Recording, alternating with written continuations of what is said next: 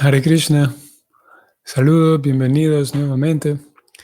Continuamos con la lectura del Srimad Bhagavatam. Hoy en el el texto 40, capítulo 15 siempre, en el primer canto.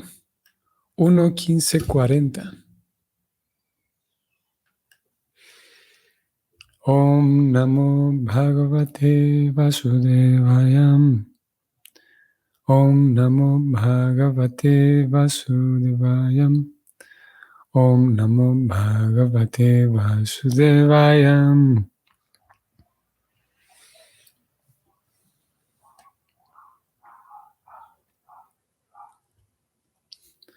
Visriya tatra tat sarvam dukula valayadikam nirmamo nirahankaram sanchinna sesha bandhana.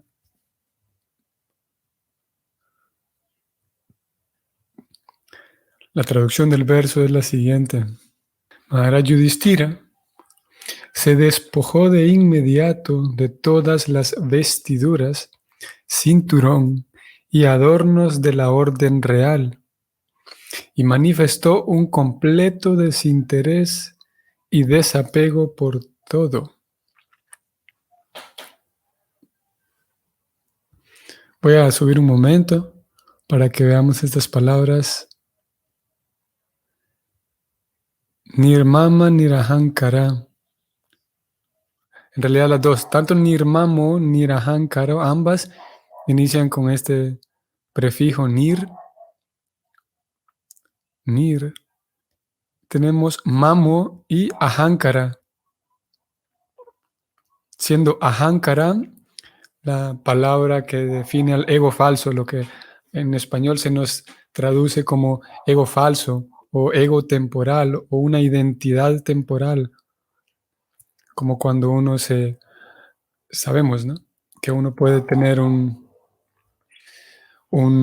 cargo de responsabilidad, digamos, en una empresa, y puede ser, y sucede con cierta frecuencia, que la persona se cree ahora más importante que los demás porque tiene un puesto de responsabilidad, por ejemplo, ¿no? Y a veces eso se manifiesta en el trato que manifiesta con otros. En el trato que tiene con otros se manifiesta esa idea de que él está pensando que es mejor, una mejor persona porque tiene un cargo más importante. Y lo mismo, esa misma actitud se puede ver reflejada por otras, que nace no solamente por tener un cargo, sino esa actitud puede nacer por otras razones también, porque yo soy mayor que alguien más, porque, etcétera, porque tengo un mejor cargo, como decía, dentro de una empresa, porque tengo más dinero, porque tengo más educación, etcétera. Voy a volver. Esto lo digo porque ahankara,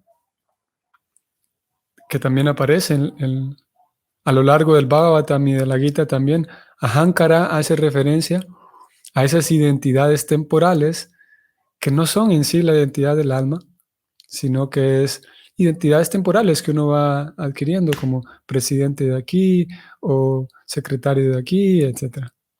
O son identidades temporales que incluso por un momento soy el padre de mis hijos.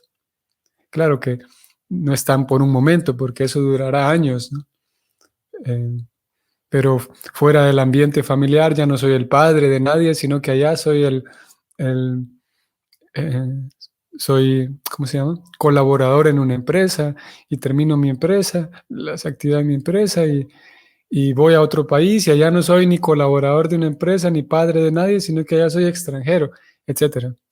Todas esas identidades que nos corresponden, de acuerdo a cómo nos desenvolvemos en diferentes momentos, en diferentes lugares, se conocen como ahankara, identidades que son circunstanciales, porque la identidad del alma es que ella es un sirviente de Dios, ¿no? Entonces aquí, como aparece con este prefijo nir, hace referencia a que Yudhishthira dejó de tener ahankara, esas identidades temporales y circunstanciales, él las eliminó. Nir ahankara, sin identidades temporales. Y vamos a la otra palabra, mamo. Krishna habla en esos términos también de mama, en la Gita habla de mama refiriéndose a mí y a lo mío. Nirmama, aquí aparece nirmamo con una O al final, pero en fin de cuentas es la misma palabra. Y ya habiendo dicho que ahankara significa identidades temporales y circunstanciales, con aquellas identidades temporales y circunstanciales, entonces yo identifico que hay cosas que me pertenecen, que son mías. Nirmama, en este caso que aparece la palabra con este prefijo nir, hace referencia a que Yudhishthira dejó de considerarse el dueño de todo lo que tenía. Ya nada es mío. Como digo, este mamo hace referencia al sentido de propiedad. Y nirmamo, ya sé que nada me pertenece. Sé que todas esas identidades temporales no son mías o son circunstanciales, pues, y tengo que, de alguna manera, ser responsable con esas identidades temporales.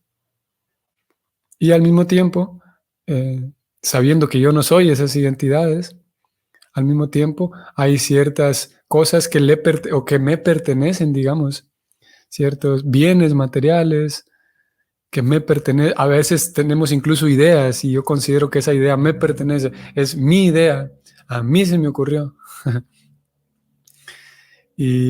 O esa es mi opinión y a veces sabemos, ¿no? Que incluso a uno le cuesta trabajo soltar su opinión, dejar ir mi opinión para aceptar la opinión de otro, incluso hasta en esa pequeña, cosas tan sutiles como esas, nos volvemos dueños de las cosas.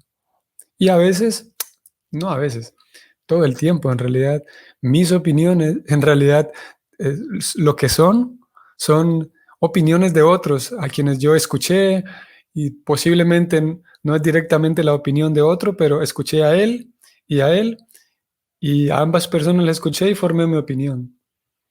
En cualquier caso, mis opiniones no son mías después de todo. Las vuelvo mías, es otra historia, que yo me aferro a ellas y esa es otra cosa. Pero lo cierto es que uno se aferra incluso a opiniones y cuesta trabajo dar su brazo a torcer, como se dice. Cuesta trabajo soltar mi opinión y a veces incluso sabiendo que la opinión y el punto de vista del otro es más acertado, más certero, más inteligente. Aún así, cuesta trabajo soltar mi opinión y aceptar la de otro. Más cuando estamos ahí en la- cuando, cuando voy a quedar mal, entre comillas, frente al otro porque voy a aceptar la opinión de él. Cuando leo un libro es más fácil que acepte la opinión del autor porque eh, estoy formándome, ¿no? Porque no hay nadie quien me esté viendo a mí perder mi opinión para ganar otra. Pero cuando estoy en una discusión frente a alguien o en una negociación, ahí es otra historia, porque el otro me va a ver a mí derrotado, perdiendo, dejando mi opinión y tomando la de él.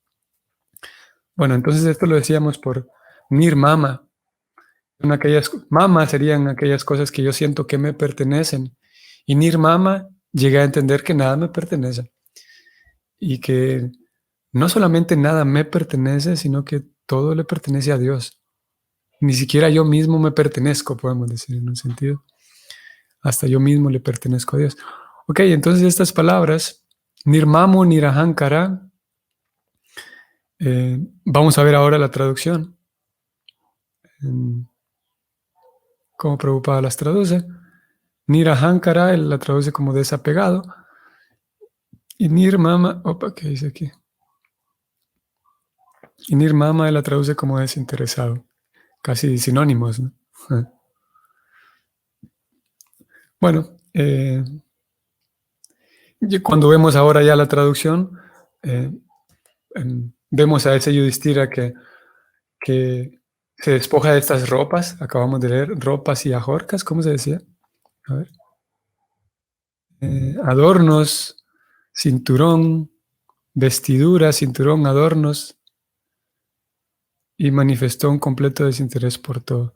Pero centrémonos en esto, en él, este rey, renunciando y quitándose de encima todos estos adornos y vestiduras, cinturón, brazaletes, joyas, que para ciertas, para ciertas, ya que tenemos tantas tantos aspectos de nuestra personalidad y tantas personalidades temporales, como decíamos, y circunstanciales. Hay algunos elementos físicos que validan, no solo validan, pero mm, mm, refuerzan esas identidades temporales. Entonces, como en el caso de Yudhishthira, que siendo un rey, definitivamente hay tantos elementos externos en su propia vestimenta incluso, que reafirman tanto para los demás, al ver la opulencia, que solamente la opulencia con la cual el rey se viste, por ejemplo, eso ya es impactante y hoy por hoy todavía sigue siendo un hecho y una realidad que una persona impacta por su vestimenta y sigue siendo un elemento cultural hoy por hoy en 2022 de cómo nosotros, incluso como observadores, podemos quedar impactados por la vestimenta y el aspecto físico de una persona. Entonces, Yudhishthira aquí lo que hace es, y se nos informa de ello, de cómo todos aquellos elementos externos que reafirman la personalidad temporal que él tenía, esa personalidad temporal era de ser rey. Esos elementos él los elimina para quedarse simplemente, como ayer decíamos, encender un fuego interno en su corazón, simbólicamente. Y en ese fuego lo que iba a ser ofrecido era él mismo. Y para ello entonces necesitaba detener todas sus identidades temporales. Y la más significativa o la más resaltante en la vida de él es que él era el rey. Eso era un hecho y muy relevante. Por esa razón aquí se menciona él despojándose de las ropas de rey. Eso lo hizo también con sus demás identidades temporales, con todos los otros aspectos de su propio ego falso. Como digo, se menciona más el aspecto del rey porque era su rol más destacado. Y como vamos a ver más adelante en los próximos versos, él incluso deja de hablar con todos, con sus propios hermanos, porque incluso ser hermano de ellos era una identidad temporal. Entonces él en lo único que se centra es, deja de hablar, deja de escuchar, lo vamos a leer en unos versos más adelante, y se centra únicamente en su identidad original, que es un sirviente de Krishna, ¿no? Como nosotros sabemos que también nosotros somos eso, sirvientes de Dios, eternos. Y él se centra únicamente en ello, en su corazón. Y eso a forma de prepararse para regresar a casa. Ok, entonces leamos el significado. El significado es el siguiente. Llegar a purificarse de la contaminación material es la cualidad necesaria para convertirse en uno de los asociados del Señor. Nadie puede volverse un asociado del Señor o ir de vuelta a Dios sin esa clase de purificación. Maharaj Yudhishthira, por lo tanto, para volverse puro en sentido espiritual, renunció de inmediato a su opulencia real, despojándose de su traje y vestiduras reales. El kashaya o taparrabo azafrán característico de un sannyasi, un renunciante, indica que se está libre de todas las prendas materiales atractivas y así pues, él se cambió la ropa como era debido. Él perdió el interés en su reino y en su familia y con ello quedó libre de toda contaminación material o de la designación material. La gente está por lo general, la gente está por lo general apegada a diversas clases de designaciones. Las designaciones de familia, sociedad, país, ocupación, riqueza, posición y muchas otras. Mientras se está apegado a esas designaciones, a uno se le considera impuro en lo material. Impuro por lo material. Los supuestos líderes de los hombres de la época moderna están apegados a la conciencia nacional, pero ellos no saben que esa falsa conciencia es también otra designación del alma condicionada por lo material. Uno tiene que despojarse de esas designaciones antes de ser merecedor de ir de vuelta a Dios. La gente necia les rinde pleitesía a esos hombres que mueren en estado de conciencia nacionalista. Pero he aquí el ejemplo de Maharaj Yudhishthira, un rey que se preparó para irse de este mundo sin esa clase de conciencia nacional. Y no obstante, aún hoy en día se le recuerda porque era un gran rey piadoso, casi del mismo nivel que la personalidad de Dios, Sri Rama. Y como la gente del mundo era gobernada por esa clase de reyes piadosos, era feliz en todos los aspectos. Y a esos grandes emperadores les era muy posible gobernar el mundo. Ese es el fin del significado.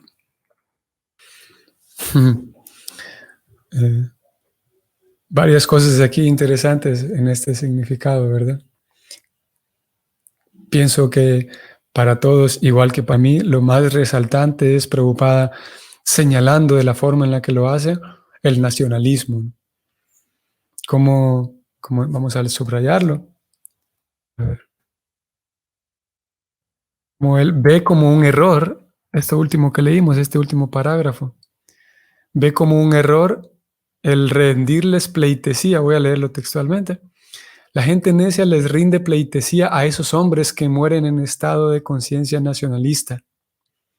Voy a subir un momento para leer a estas personas de las que él está hablando. Los supuestos líderes de los hombres de la época moderna están apegados a la conciencia nacional, pero ellos no saben que esa falsa conciencia es también otra designación del alma condicionada por lo material. Uno tiene que despojarse de esas designaciones antes de ser merecedor de ir de vuelta a Dios.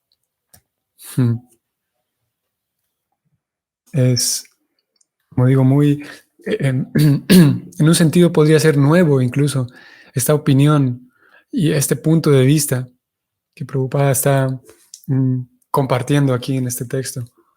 Porque evidentemente es muy loable y muy felicitable y muy admirable aquellas personas que literalmente dan su vida por el bienestar de sus compatriotas, ¿no? Sin embargo, como aquí él lo señala de manera muy experta, ese tipo de conciencia nacional es buena, sin embargo sigue siendo una distracción para el alma pura acerca de su propia relación con Dios.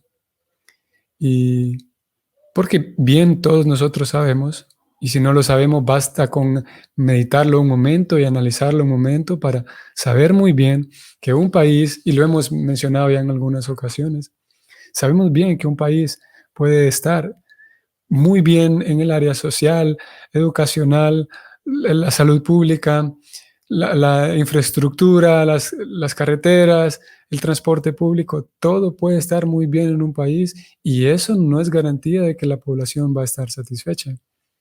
Y lo hemos mencionado ya en varias ocasiones y sabemos eso.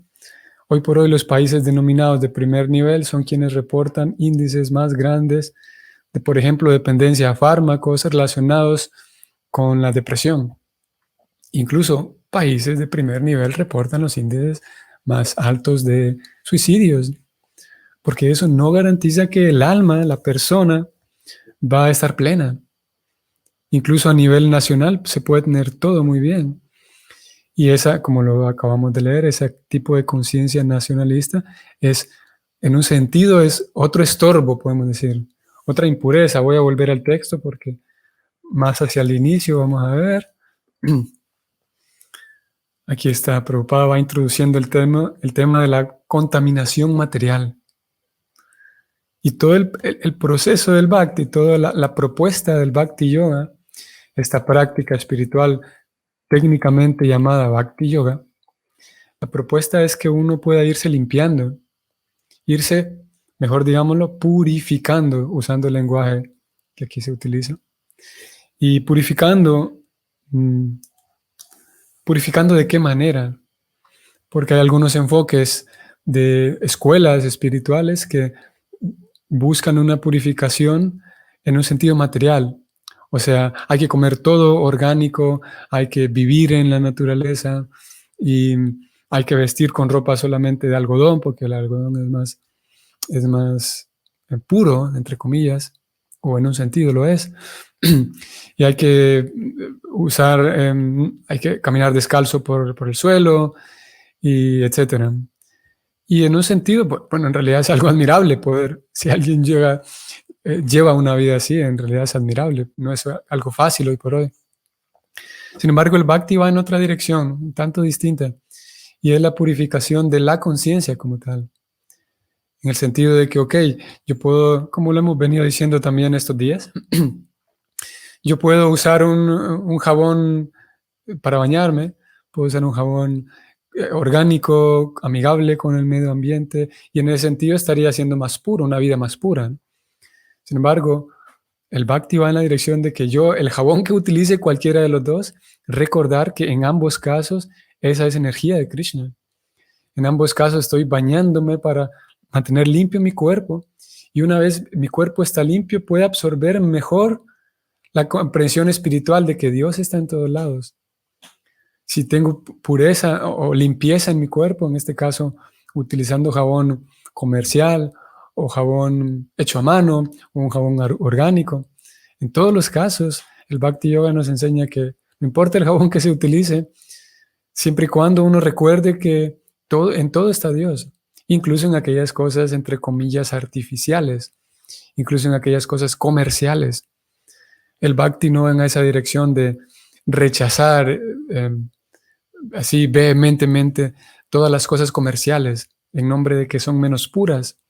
En realidad la pureza que se busca, como acá lo acabamos de leer, es una pureza de conciencia, que la persona puede identificar cuáles son sus identidades temporales, como lo hemos venido diciendo hoy, y que puede identificar cuál es su identidad real, su identidad eterna y real.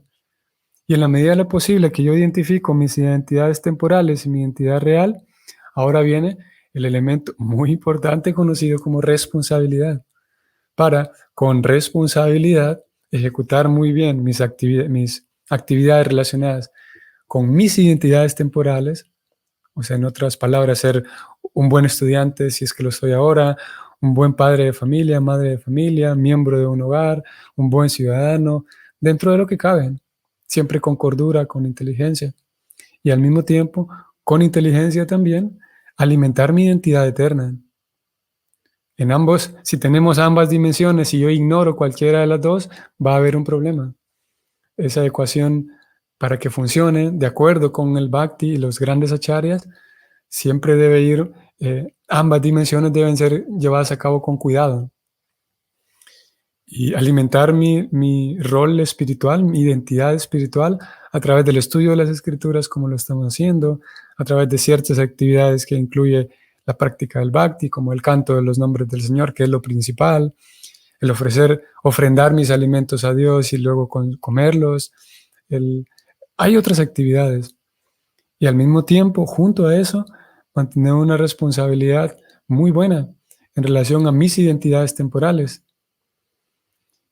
Recordando que el ser responsable con mis identidades temporales lo puedo hacer como una ofrenda a Dios. Y si si sigo ese plan, así es como lo describe el Bhakti, entonces, muy fácilmente por cultivar mi identidad temporal, por cultivar muy bien mi identidad espiritual eterna, educarme en ese área y al mismo tiempo ejecutar bien con responsabilidad mis identidades temporales como un servicio a Dios, entonces naturalmente vendrá una comunión con Dios más cercana y más vívida y consecuentemente una felicidad de otro nivel, de otra intensidad, haciendo todo como una ofrenda a Dios. Esa es la propuesta del Bhakti. Como digo, diferente a aquella perspectiva de que hay que purificarnos, entonces la manera de purificarnos es eliminando todas las cosas comerciales de mi vida. Y bueno, en realidad, también dentro de la práctica del Bhakti Yoga, no está de más tener una vida más saludable. En realidad es parte de la disciplina del Bhakti Yoga, sino si es verdad que no es lo más importante. Lo más importante es todo lo que uno realice ya, hacerlo como una ofrenda al Señor Supremo. y gradualmente ir acoplando mi vida en la medida en la que mis recursos me lo permitan, ir llevando una vida más saludable. Si puedo, si está en mi alcance, alimentarme con alimentos orgánicos, por ejemplo, entonces bienvenido. Tampoco vamos a rechazar ni uno ni lo otro, ni, ni con rechazo ni con anhelo. En realidad es un intermedio. Si están mis posibilidades alimentarme con alimentos orgánicos, adelante, porque eso me va a permitir más todavía una mejor concentración en Dios. Sin embargo, si para alimentarme con alimentos orgánicos, esos alimentos orgánicos yo tengo que mandarlos a traer al otro lado del planeta, para empezar vamos a ver si tengo el dinero suficiente para ello. Y por otro lado, generalmente hay un aspecto de la dimensión, hoy por hoy, todo el tema vegano, por ejemplo, que intenta aportar algo al planeta, ¿no? Y en ocasiones todos los alimentos veganos y orgánicos tengo que mandar a traerlos al otro lado del planeta. Y en fin de cuentas, el impacto social sigue siendo el mismo. Sigo abriendo un hoyo en el planeta, pero por otro lado. Ya no como animales, pero toda, por ejemplo, la huella hídrica y de carbono que dejo para que ese alimento llegue hasta mi casa. A veces la huella hídrica y de carbono sigue siendo, a veces es más grande, a veces sale más barato en términos del impacto ambiental, sale menos cruel el consumir la carne local que el consumir los productos orgánicos del otro lado del planeta.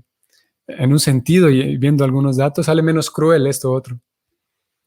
Y el Bhakti, como digo, el Bhakti siempre recomienda, entre tantas cosas, la practicidad, la inteligencia y, en fin de cuentas, el poder observar a Dios en todo, incluso dentro de las cosas, como digo, dentro de las cosas comerciales. Obviamente, teniendo siempre en cuenta la salud, obviamente siempre teniendo, aquí hace falta que cada persona de manera individual haga uso de su propia inteligencia, de su creatividad, de sus recursos, para determinar de qué manera resuelve esas cosas cotidianas, como por ejemplo, qué tela va a usar para vestirse, qué fibra va a usar para vestirse o no, qué jabón va a comprar, cómo se va a alimentar. El Bhakti da algunas recomendaciones básicas como evite la carne y derivados porque eso no le ayudará en su conciencia y por lo tanto llevamos una dieta vegetariana. Pero después cada quien utilizará su inteligencia y sus recursos para ver cómo resuelve esa dieta vegetariana y su creatividad también, muy importante. Hay quienes son muy creativos y les encanta cocinar, por ejemplo, y tienen todo un mundo genial dentro de la cocina. Pero el Bhakti entonces no se sienta a decir, bueno, usen este tipo de tela porque este no, o este tipo de alimentos porque esto no. Y ahí depende de la inteligencia y la creatividad de cada quien. Siempre, siempre, ante todo, la sinceridad y la seriedad para enfocarme en mi rol espiritual eterno, educarme en ello, para eventualmente entonces ir recordando que incluso en mis roles temporales, todo eso lo puedo ofrecer al Señor. Muy bien. Saludos, Carolina Mora, Hare Krishna. Hare Krishna. Voy a ponerlo aquí. Entiendo que está en la plataforma de Karma Yoga en Conciencia de Krishna. Lo que ha comentado anteriormente, sí. ¿Cómo sería entonces entrar en la plataforma del Bhakti Yoga? Sí, la Gita describe, Krishna le dice a Arjuna en la Gita, en el capítulo 3, que para el iniciante, le dice Krishna a Arjuna, para el neófito, el medio es actuar. Y para aquel que es muy experto, el medio es la renunciación, dice Krishna. Entonces, naturalmente nuestro proceso es a través del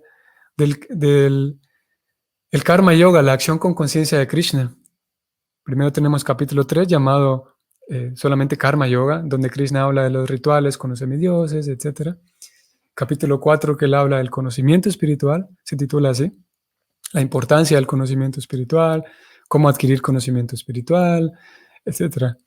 Y en el capítulo 5, ya que habiendo recibido conocimiento espiritual, el capítulo 5, Krishna o Prabhupada lo titula para nosotros, Acción con conciencia de Krishna.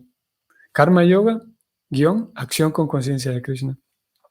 Entonces, en un sentido, es parte y es necesario en aquella progresión desde lo neófito hasta lo experto, que cursemos por el por el Karma Yoga, al mismo tiempo teniendo en cuenta de que el Karma Yoga es una etapa y que el Bhakti Yoga es aquella perfección. Entonces, ¿qué sería el Bhakti Yoga?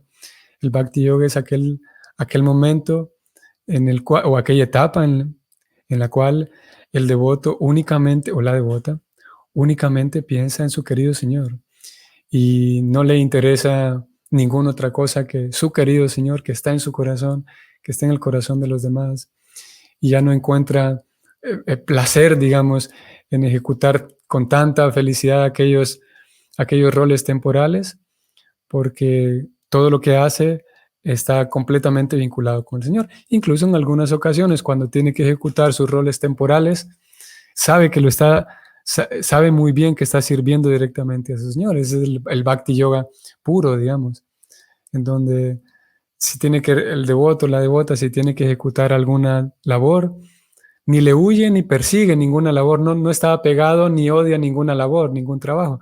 A lo que lo pongan, ahí eso lo hace porque él sabe reconocer que ahí está Krishna y este es mi servicio a Krishna, ¿no? Ahora, ¿cómo nosotros hacemos para llegar hasta allá? El medio es los roles que hoy tengamos, pues los ejecutamos con conciencia de Krishna. Y ese Karma Yoga, conociendo que este es Karma Yoga y conociendo cuál es Bhakti Yoga, ese Karma Yoga nos va llevando hacia allá. Habría un error, tal vez, si nosotros identificamos el Karma Yoga pensando que ya no hay nada más que hacer, que lo único que hay que hacer en la vida es eh,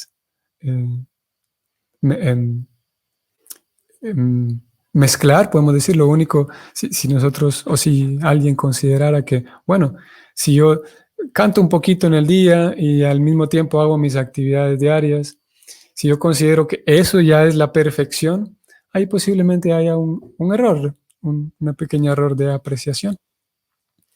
Lo cierto es que si pasamos por esa plataforma que es Bhakti mezclado, también se llama, ¿no? Bhakti Misra, o sea, Bhakti mezclado. Y con paciencia hacia nosotros mismos, a ver que si ahora mismo estoy pasando por la plataforma de Bhakti Misra, Bhakti mezclado, porque todavía me gusta cuando el kirtan suena con tal ritmo, por ejemplo.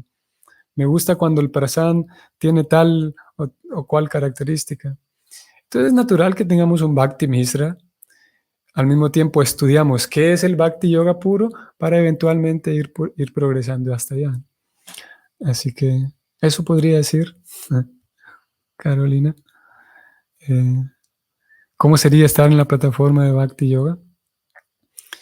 Estar en la plataforma de Bhakti Yoga sería eso, de reconocer que cada Krishna está en cada lugar y en cada momento y en cada persona está Krishna, y servir a ese Krishna con completo desinterés y amor, ya independientemente de cuáles sean mis roles y actividades temporales.